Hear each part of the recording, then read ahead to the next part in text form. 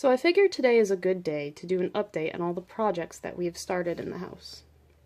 We've got the plants that I've transplanted. We have the strawberries that I'm germinating. I'm also germinating some peppers. I dug up one of the pepper plants from my outdoor garden, brought it in, and I'm also trying to root an herb. It's a member of the onion family, and I don't remember what it's called at the moment. Ooh, that's not good.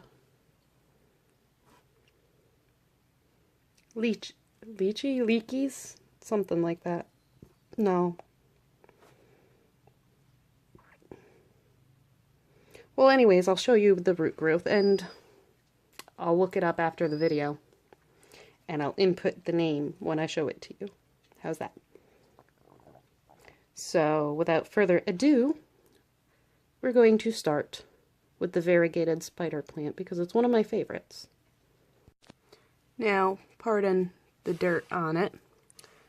This is how it's doing. It's got plenty of new growth coming up, and it's getting bigger. Yes, you heard me right, it's getting bigger. If you look next to it, this little baby shoot off of the non-variegated spider plant is starting to set out roots. Woo, right here. Along with all of these little babies that I haven't snipped off yet, because I don't know where I'm going to put them. However, I have plenty of seed pods. See if I can zoom in for you. I have a seed pod growing right there. I'm waiting for it to dry. I have another one right there that I'm waiting for it to dry. Oh, where did the other one go? I just had another one. 1, 2. Oh boy, I lost the third one. Can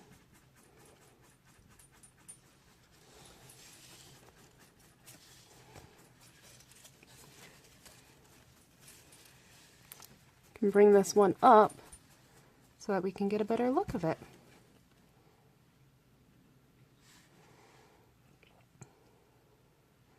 Wherever you have the flowers, so long as you pollinate them, you'll get these little itty-bitty balls, and I'm assuming that there's 2 to 3 seeds in each pod.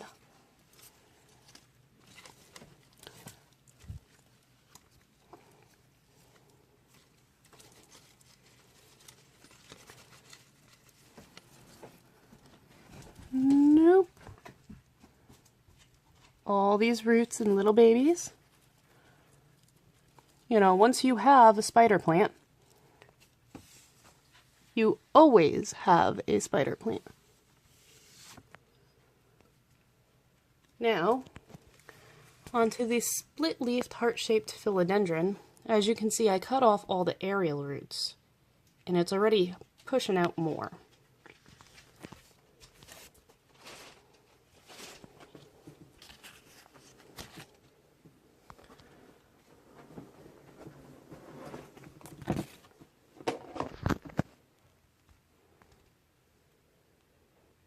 And it's doing fantabulous. We go all the way up to the top. Don't have any new growth starting yet.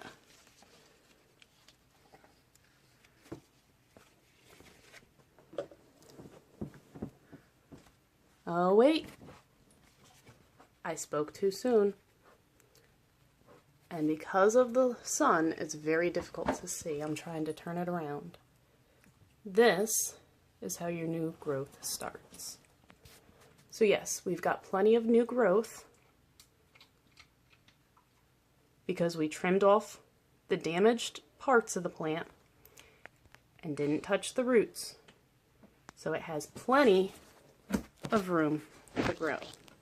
And it's always nice to remember that when you grow plants indoors facing a window and you forget to turn them, they grow towards the light and they will not be straight.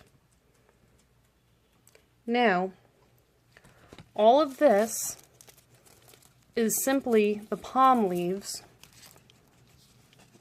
after they've died off.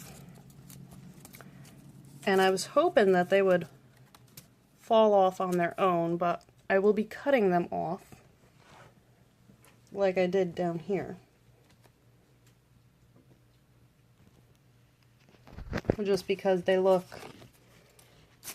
rather unappeasing, just hanging there. Now this is the vanilla orchid. Hasn't done much since I transplanted it. However, the spider plant, now I don't know how cobwebby it is behind here because I can never reach, has decided to take off growing.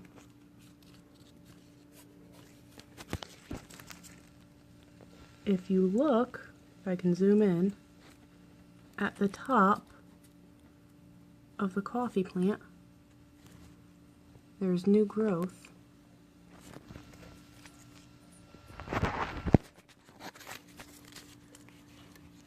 And that goes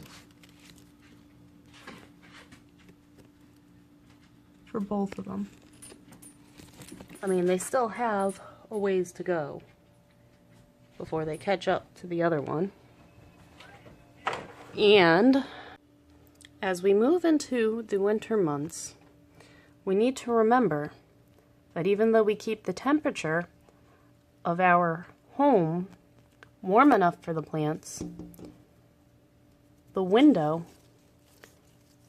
if it's not properly insulated, is too cold for them.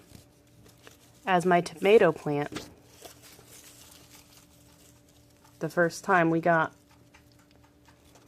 close to freezing, has completely dropped dead from the cold that the window has produced. Now this is the Indian red pepper plant that I dug up from outside and brought in.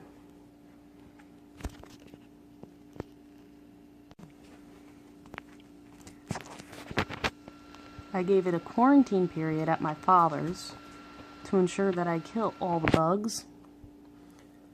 However, when I brought it home, it dropped its flowers. Big one right there. And a little one right there. You can see where it was being munched on in the garden. I left all those leaves. But you could also look at the new growth it put out once I brought it in. It's not being munched. And it's even got new growth coming up from the bottom.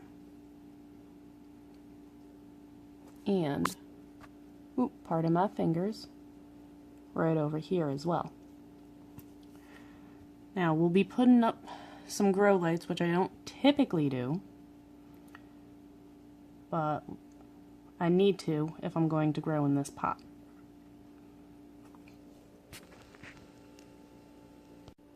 This is the noonday sun over here.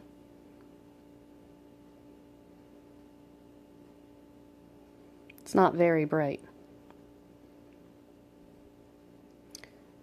So because of this and my strawberries, we're going to be putting up a grow light.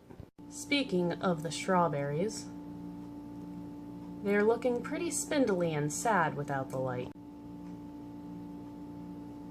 I've got plenty of them still growing, although a lot of them are starting to drop and die because they're not getting enough light up here. So hopefully that light will be put up tonight.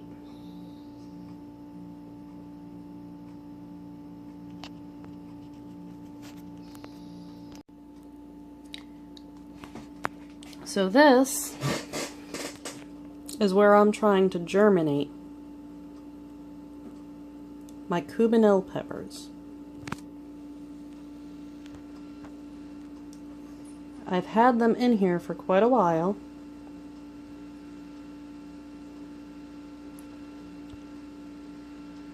And they haven't done anything. However, when I was about to give up on them, I stuck my finger around and started moving the dirt. And it feels as though that they have set out roots. And they're a lot closer to the surface than they were when I planted them. Now I keep them tented, a little piece of plastic wrap, and a hair tie to keep the humidity in so I don't have to water them. So we'll see what happens. And now the final bit of the project is this onion, half onion I didn't use that started to sprout, as well as the roots growing on this herb. And forgive me, I cannot remember the name of it. My husband uses it every once in a while for cooking. And I said, you know what? This is related to an onion. Let me stick it in some water and see if it grows roots. And what do you know? It grew roots. However, growing those roots took about 2-3 weeks. So, with that being said, I don't know how long it'll be before the roots are big enough for it to be transplanted.